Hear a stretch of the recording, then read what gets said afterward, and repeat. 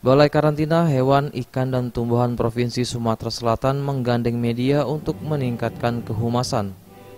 Melalui acara bertajuk Focus Group Discussion atau FGD dengan tema peran penting media pada organisasi atau lembaga. Rabu 8 November 2023 di ruang pertemuan Balai Karantina Pertanian Palembang, Jalan Kolonel Haji Burlian. Sejak terbitnya Perpres nomor 45 tahun 2023, berdiri Badan Karantina Indonesia dengan tugas dan fungsi menjaga NKRI dari sisi bioterorisme. Penjabat karantina bertugas menjaga NKRI dari masuk dan keluarnya hama penyakit hewan, ikan, dan tumbuhan, serta mencegah tersebarnya hama penyakit di dalam negeri.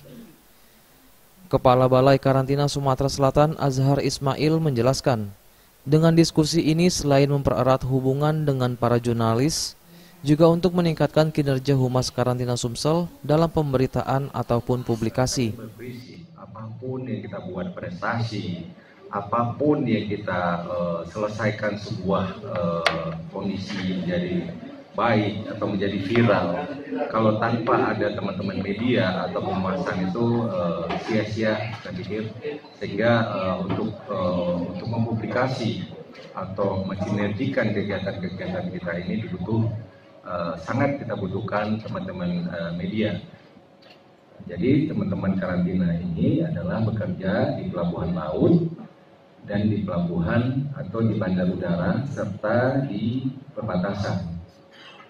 Dan bekerja adalah melindungi wilayah baik dalam negeri maupun luar negeri terhadap serangan hama penyakit hewan, hama penyakit tumbuhan, dan hama penyakit ikan.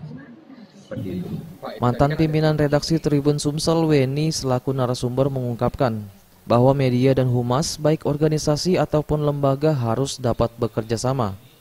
Selain itu, diskusi ini juga disambut baik Rahidin Anang selaku perwakilan media. Saya apresiasi kepada Kepala Karantina Sumatera Selatan telah memulai kegiatan ini. Ini merupakan acara yang sangat baik. Terima kasih. Eza PM, Sriwijaya TV.